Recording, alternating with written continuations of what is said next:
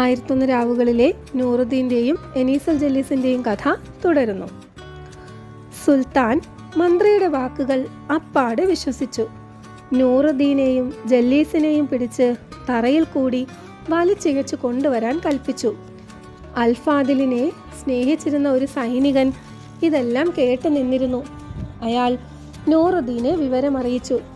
അവർക്ക് രക്ഷപ്പെടാൻ ആവശ്യമായ പണവും അയാൾ കൊടുത്തു. ദൈവാധീനത്താൽ പുഴയ്ക്കടുത്തെത്തിയ അവർ കണ്ടത്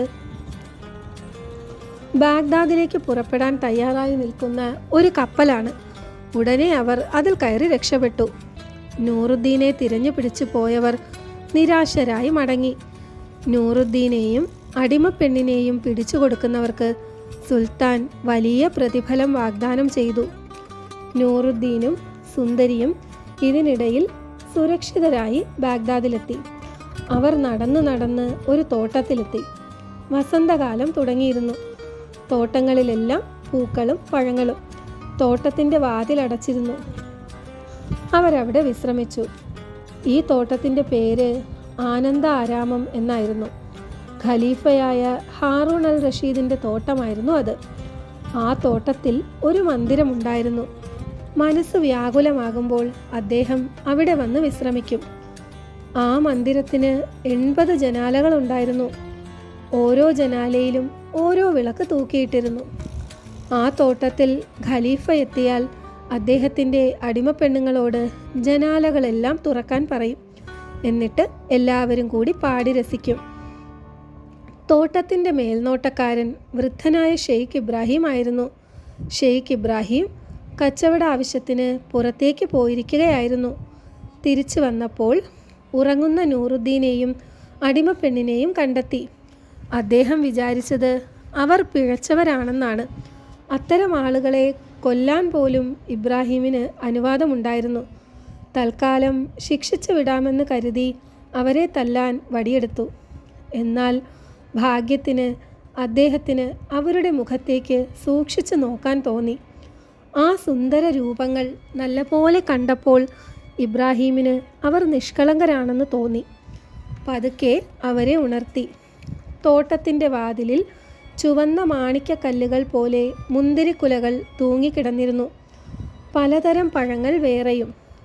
പക്ഷികളുടെ കളഗീതം തേൻ പെയ്തുകൊണ്ടിരുന്നു. ഒരിടത്ത് കുയിൽനാദം, മറ്റൊരിടത്ത് മനുഷ്യനാദത്തോട് സാദൃശ്യമുള്ള ഒരു പക്ഷിയുടെ സംഗീതം. ഇളങ്കാറ്റിൽ ഉലാവുന്ന സൗരഭ്യം. തോട്ടത്തിൻ്റെ മനോഹാരിത വർണ്ണനാതീതമായിരുന്നു. പല നിറങ്ങളിൽ തുടുത്തു നിൽക്കുന്ന പലതരം പഴങ്ങൾ. ഒരിടത്ത് ചെറിപ്പഴം, മറ്റൊരിടത്ത് ആപ്പിൾ, വേറൊരിടത്ത് മുന്തിരി. ലോകത്തിലെ എല്ലാത്തരം പഴങ്ങളും അവിടെ ഉണ്ടായിരുന്നു. എല്ലാ നിറത്തിലുമുള്ള പനിനീർ പൂക്കൾ. തറയിൽ പലതരത്തിലുള്ള പൂക്കൾ കൊഴിഞ്ഞ് മെത്തയൊരുക്കിയിരുന്നു. ഷെയ്ഖ് ഇബ്രാഹിം അവരെ രാജധാനിയിലിരുത്തി ഭക്ഷണവും വീഞ്ഞും കൊടുത്ത് സൽക്കരിച്ചു. അവർ വീഞ്ഞ് കുടിച്ച് നല്ല ലഹരിയിലായി. ഇപ്പോൾ ഇബ്രാഹിമിന് തോന്നി അവരുടെ അടുത്ത് ഒന്നുകൂടി ചേർന്നിരിക്കാൻ. 13 കൊല്ലമായി വീഞ്ഞു തൊടാത്ത ഇബ്രാഹിം മാത്രം വീഞ്ഞു കുടിച്ചില്ല. നൂറുദ്ദീൻ പാത്രം വലിച്ചെറിഞ്ഞ് ബോധം കെട്ടവനെ പോലെ അഭിനയിച്ചുകൊണ്ട് നിലത്ത് കിടന്നു.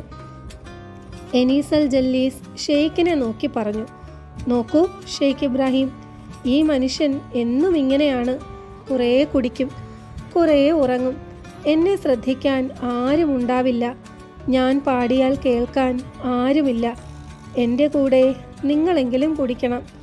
അവൾ പഞ്ചാര വാക്ക് പറഞ്ഞ് ഇബ്രാഹിമിനെ കൊണ്ട് കുടിപ്പിക്കാൻ തുടങ്ങി. കുറേ നേരം കഴിഞ്ഞപ്പോൾ എനീസൽ ജല്ലീസ് ഇബ്രാഹിമിൻ്റെ അനുവാദത്തോടെ 80 ജാലകത്തിലെയും മെഴുകുതിരികൾ കൊളുത്തി. അതോടെ ഉറക്കം നടിച്ചിരുന്ന നൂറുദ്ദീൻ എഴുന്നേറ്റു.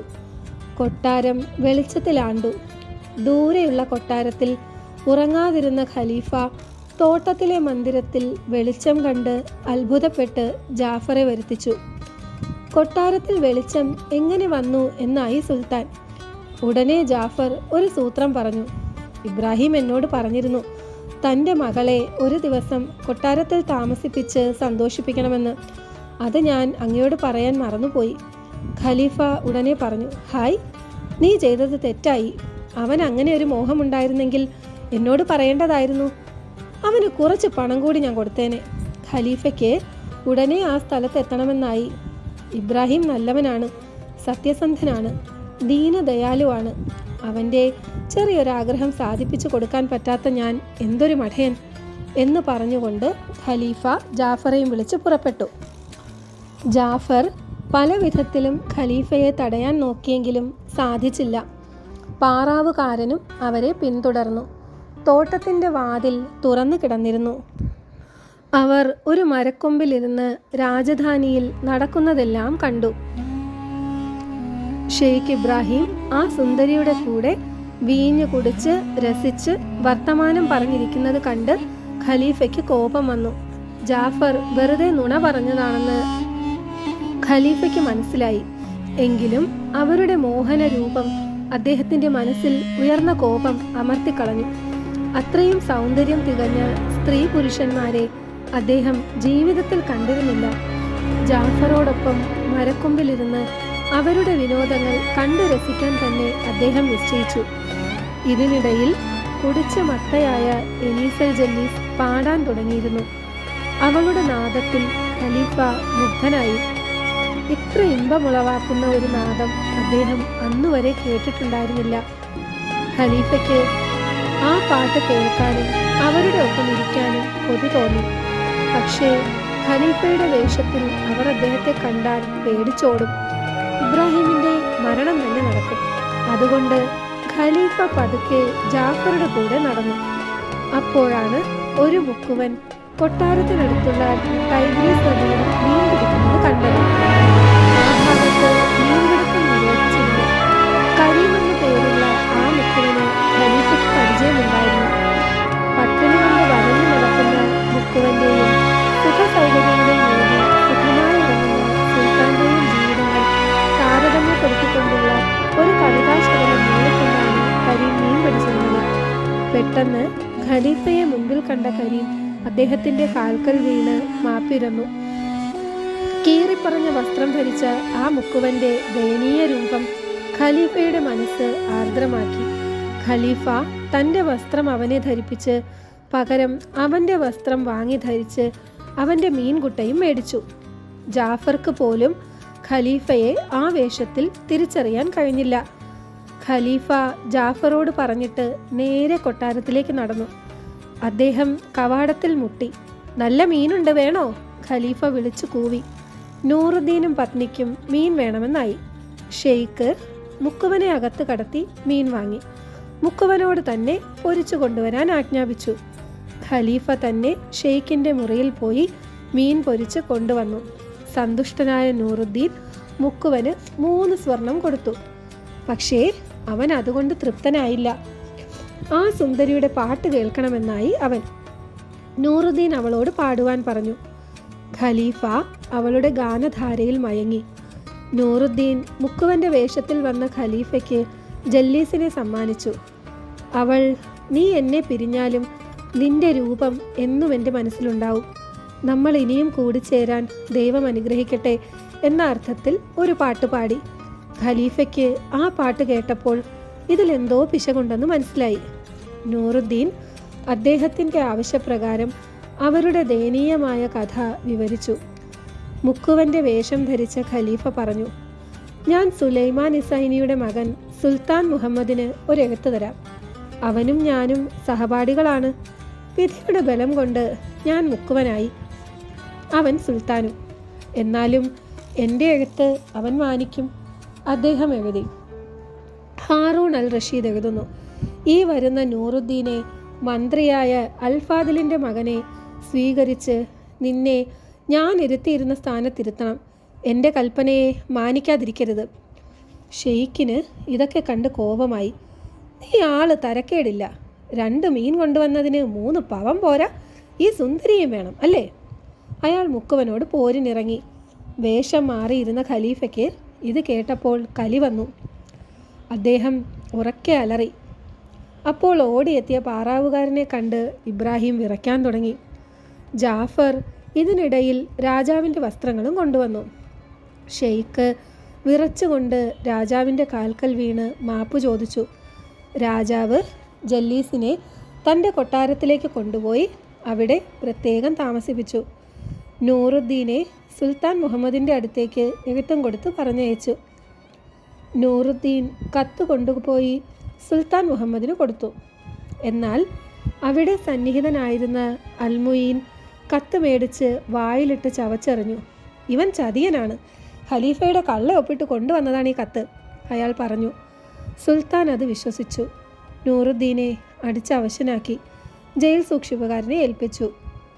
കരുണ തോന്നിയ ജയിലധികാരി നൂറുദ്ദീന് വേണ്ട സൗകര്യങ്ങളെല്ലാം ചെയ്തു കൊടുത്ത് ജയിലിൽ താമസിപ്പിച്ചു. 41-ാം ദിവസം അൽമുയീൻ സുൽത്താനെ ഒരുവിധമിളക്കി നൂറുദ്ദീനെ വധിക്കുവാനുള്ള അനുവാദം മേടിച്ചു. നൂറുദ്ദീനെ തൂക്കിലിടാനുള്ള തീരുമാനം രാജ്യം മുഴുവൻ കൊട്ടിയറിയിച്ചു. രാജ്യത്തുള്ളവരെല്ലാം നൂറുദ്ദീൻ്റെ കഥ കേട്ട് വിലപിച്ചു.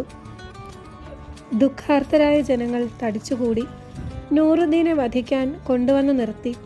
അയാളുടെ കണ്ണുകൾ കെട്ടി. അപ്പോഴേക്കും അതാ ദൂരെ അന്തരീക്ഷത്തിൽ പൊടിപടലം പൊങ്ങുന്നു. കുതിരക്കുളമ്പടി അടുത്തടുത്ത് നിൽക്കുന്നു. സുൽത്താൻ്റെ ശ്രദ്ധ തിരിഞ്ഞു. സംഗതി എന്ത്? വധശിക്ഷ നിർത്തിവെക്കാൻ കൽപ്പിച്ചു. പാഞ്ഞെത്തിയ കുതിരയുടെ പുറത്ത് നിന്നിറങ്ങി വന്നത് ജാഫറായിരുന്നു.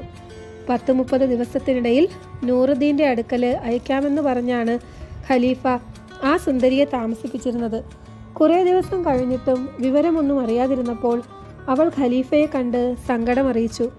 നൂറുദ്ദീൻ്റെ വിവരം അറിയാനയച്ച ജാഫർ സ്ഥലത്തെത്തിയപ്പോഴാണ് ചതി അറിയുന്നത്. നൂറുദ്ദീനെ ഉപദ്രവിച്ചവർക്ക് തക്ക ശിക്ഷ നൽകാനുള്ള കൽപ്പനയുമായിട്ടാണ് ജാഫർ പാഞ്ഞെത്തിയത്.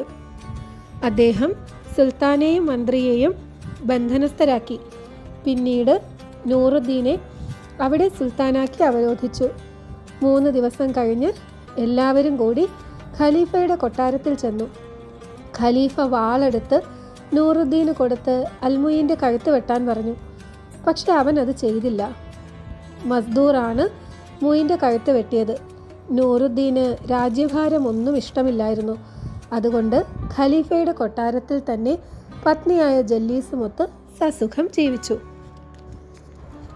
അടുത്തത് ഖാനീമിൻ്റെയും അടിമപ്പെണ്ണിൻ്റെയും കഥയാണ്. അത് നമുക്ക് ഹിയർ ദി സ്റ്റോറിയിലൂടെ നാളെ കേൾക്കാം.